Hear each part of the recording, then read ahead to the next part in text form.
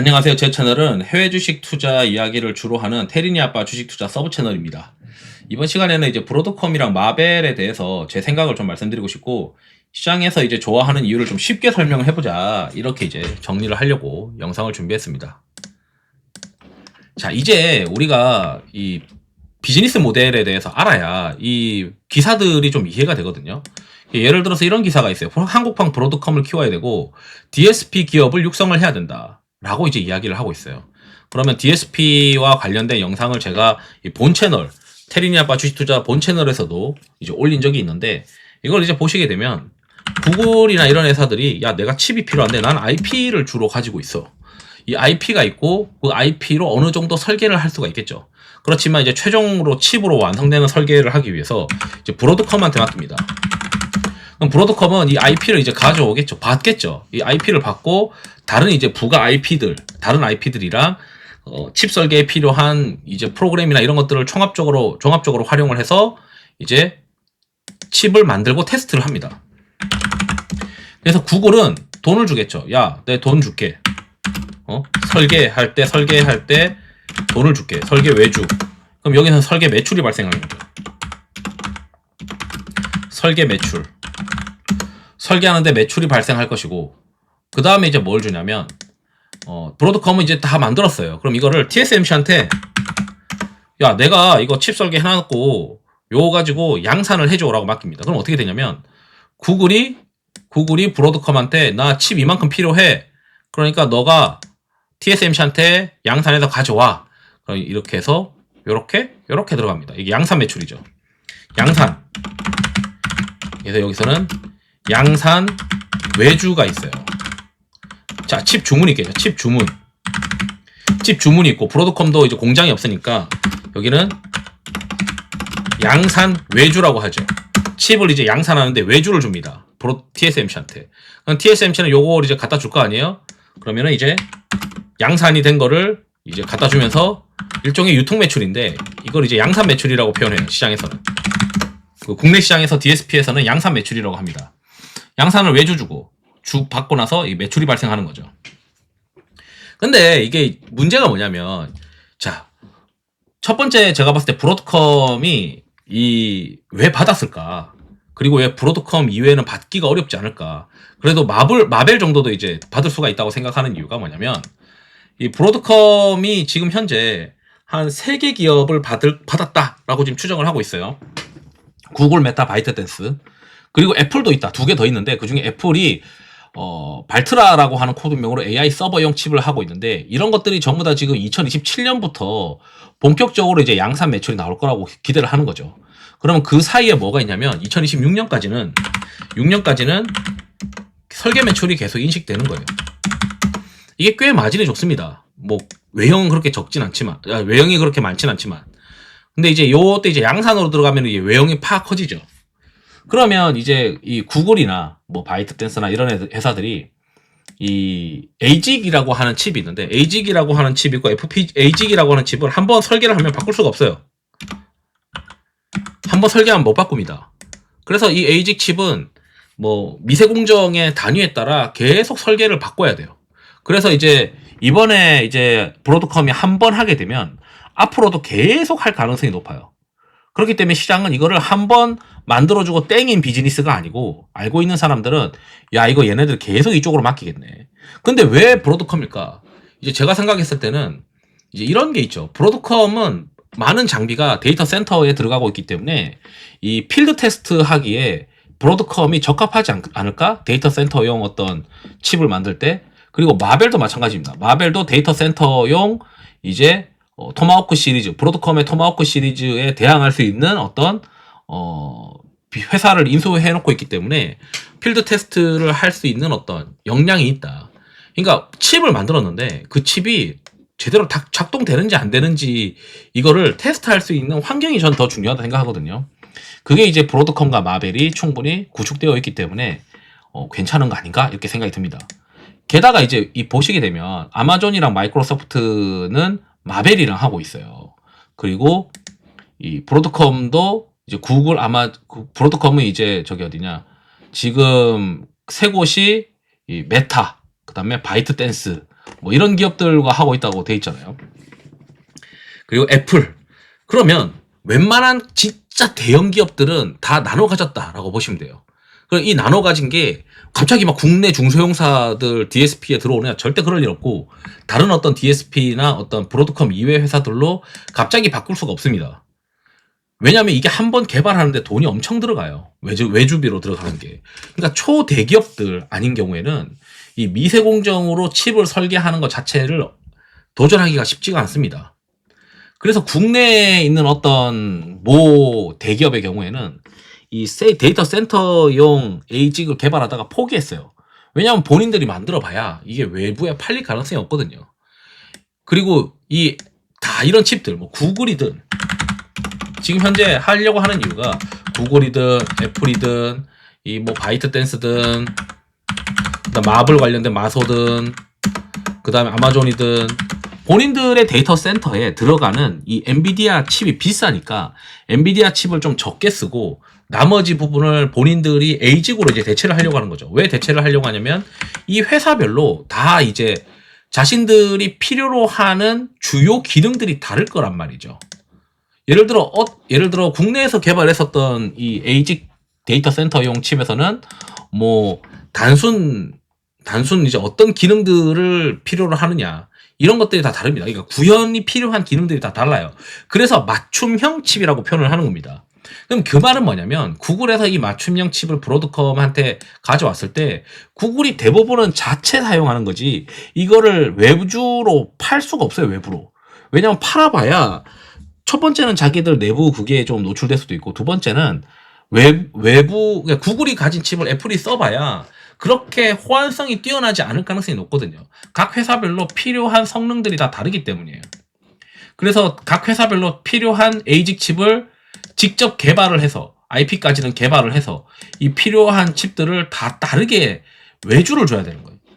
그럼 왜 이걸 하느냐? 이렇게 해서 자신들이 직접 하는 게 오히려 엔비디아의 이제 칩을 쓰는 것보다는 오히려 가격 절감이 되니까 그렇게 하는 거거든요. 그리고 자신들만의 특정 연산, 뭐 구글이라면 예를 들어 검색이 있다. 그럼 그 검색에 대해서 특정 연산을 굉장히 빠르게 가져갈 수 있는 거죠. 각 사업, 각 기업별로 필요한 연산 과정이 있고 그 필요한 연산 과정을 주로 성능을 업그레이드한 ASIC 칩을 이제 요청을 할 겁니다. 그러면은 그 이외에 이제 그 성능에 대해서는 그렇게 퍼포먼스가 나오지 않은 칩일 거예요. 그러니까 각 회사별로 필요한 게 다 다르고 그 필요한 거에 따라서 이제 이 ASIC 칩을 만들었다고 해서 구글이 뭐 만들었다는 거를 다른 쪽에 막 회사들이 막 사가거나 그런 구조가 아니라고요. 그러다 보니까 국내 기업들은 첫 번째는 이제 이 데이터 센터에서 테스트할 환경이 좀 부족해 보이기도 하고, 그러니까 테스트를 하더라도 이게 글로벌 기업들이 원하는 수준이 어느 정도인지 알 수도 없고, 이 글로벌 기업들이 얼마나 어떤 서비스가 잘 작동되는 ASIC 칩을 원하는지 맞춤형으로 제작할 수도 없는 거예요. 국내 대기업들은.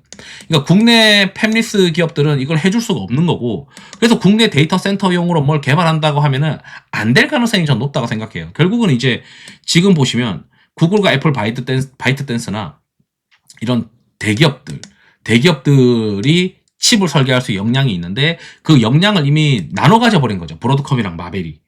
그러면은 이제 이게 양산이 되고 크게 이제 문제가 없으면 다음번 지금 현재 이번에 뭐 3나노를 한다고 하면 세월이 흘러서 더 선단 공정이 바뀌게 되고 미세 공정으로 들어가게 되면 새로운 이제 칩도 또 외주를 줘야 됩니다.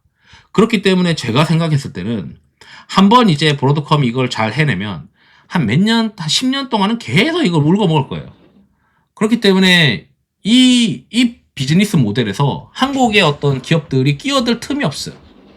그리고 한국에 있는 기업들이 뭐 데이터 센터용 뭐 칩을 개발한다? 안 됩니다. 그거 다 테스트 할 환경도 안 되고, 뭐 구글에 팔고 싶어서 구글 내부에서 테스트를 해줄 리도 없고, 게다가 이제 그 구글에서 필요로 한 게 뭔지도 모르기 때문에 할 수가 없어요. 그래서 제가 봤을 때 지금 이제 이 시장은 이미 재편이 끝나버린 거고, 데이터 센터용 ASIC 칩에 대한 시장의 어떤 수요는 재편이 끝났다. 결국 이거에 대해서 먹을 수 있는 어떤 기업은 미국 기업이고, 결국 우리가 데이터 센터에 들어가는 엔비디아 칩을 대체할 수 있는 칩에 대한 비즈니스로 내가 뭔가를 투자하고 싶다면 브로드컴, 마벨밖에 없다라고 이제 보이는 거죠. 그럼 구글이나 이런 것들은 그냥 자기가 쓰는 거를 비용 절감하기 위한 것이지 외부로 팔 수는 없는 칩이라고 보시는 게 맞아요. 물론 일부 팔 수는 있겠죠. 근데 그걸 외부로 팔기 위해 만드는 건 아니다라고 생각이 듭니다. 그러니까 마벨도 본인이 이제 테스트할 수 있는 환경이 있고 이런 거죠. 그래서 제가 생각했을 때 지금 각 회사별로 필요한 비즈니스의 어떤 반복적으로 행동해야 되는 이 프로그램이 필요한 에이직 칩, 맞춤형 칩은 다 이미 주문이 다 들어가 있는 거고, 그러니까 이제 뭐 지금 현재 브로드컴이 AI 칩으로 막 개발 중에 있다 이런 얘기를 하는 거죠. 그리고 2027년도에 점차 이제 더 커질 것이다. 결국 이제 개발을 하게 되면 그 개발 매출을 인식을 하게 되고, 개발 매출이 끝나고 나면 그 다음에 양산 매출이 올라간다는 거죠.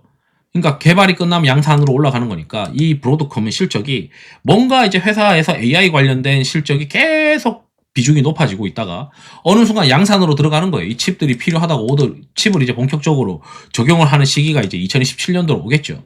그래서 브로드컴이나 이제 마벨들은 실적이 계속 좋아질 가능성이 있다.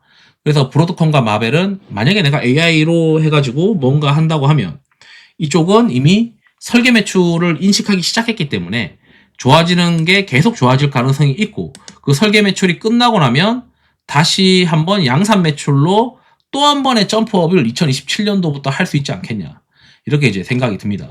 그래서 이제 여기 이제 보게 되면 구글 메타 바이트댄스, 이렇게 메타도 있죠. 메타 페이스북이잖아요. 구글 메타, 지금 이제 메타까지. 그래서 여기 이제 이게 얘네들 말고 만약에 중소기업들 중에서 이 데이터 센터에 들어가는 칩을 브로드컴이나 마벨에 외주를 줄 만한 회사가 없어요. 그러니까 진짜 이 하이퍼스케일러 같이 데이터 센터를 엄청나게 많이 쓰는 대부분의 기업들이 이미 어느 순간 재편이 돼가지고 칩을 외주로 이미 어느 정도 확정한 것 같은 느낌이거든요. 브로드컴이랑 마벨로. 그래서 고객사를 많이 확보한 회사가 결국 위너이고, 그 고객사를 많이 확보한 게 또 레퍼런스이기 때문에 그 레퍼런스에 의존해서 또 다른 고객사들이 들어올 수 있는데, 지금 데이터 센터를 많이 필요로 하는 이 주요 빅테크 기업들은 대부분 다 지금 마소, 아마존, 구글, 메타, 이런 애플 이렇게 5개인데 이미 이 5개가 대부분 나눠져 있으니 나머지 하위 업체들이 그렇게 많을까? 이런 생각을 하거든요. 그래서 그렇게 많지 않을 것이다 라고 저는 생각을 하고 있어서 결국 핵심은 이미 나눠져 있다 보니 국내에서 국내 같은 한국에서는 이런 이제 데이터 센터용 AI 칩을 개발해가지고 먹겠다 이런 거는 그냥 상상 속의 어떤 동물을 보는 느낌이고, 이게 진짜로 먹을 수 있는 곳은 브로드컴이랑 마벨이겠다. 이게 마벨이고 이게 브로드컴이잖아요. 이렇게 생각이 듭니다. 그래서 얼핏 보기에는 이게 이제 막 개발하는 거고, 개발하면서 실제로 뭔가 상용화가 돼야 매출이 나오는 그런 개념이 아니고, 이 개발 중에 이미 설계 매출이 인식을 하고 있는 거예요. 그래서 DSP의 경우에도 개발하는 구간에는 설계 매출이 인식을 하고 거기서 영업이익률이 꽤 나옵니다. 설계 매출 기준으로 보게 되면. 그 다음에 이제 양산 매출이 2027년도부터 나오는데, 요렇게 되면 이게 이렇게 되겠죠. 이게 2027년도에 양산 매출이 나오잖아요. 그럼 한 2028년도나 2027년도 중반쯤에는 새로운 이제 설계 매출이 또 들어갑니다. 그래서 브로드컴은 구글 메타, 애플, 바이트댄스의 양산 매출이 이제 하나, 둘, 셋, 4개가 생기잖아요. 그 다음에 다음번 설계 매출이 또 더해지는 거예요. 그래서 양산 매출, 2027년도에는 양산 매출 4개다. 4개. 그러면은 여기서는 이제 그 전에는 설계 매출만 있다. 설계 매출이 지금 5개죠, 사실. 설계 매출이 5개다. 그 다음에 양산 매출이 지금은 2027년도부터는 이게 양산 매출이 5개로 전환되겠죠. 양산 매출을 한다라고 하면. 그러니까 본격적으로 칩을 양산해주면은 본인들이 이제 공장이 만들어서 양산하는 거고 TSMC한테 외주 줘서 양산하는 거거든요. 그걸 넘겨주면서 이제 유통 매출이 발생하는 거예요. 그리고 2027년도에는 이 설계 매출 끝났으니까 새로운 설계 매출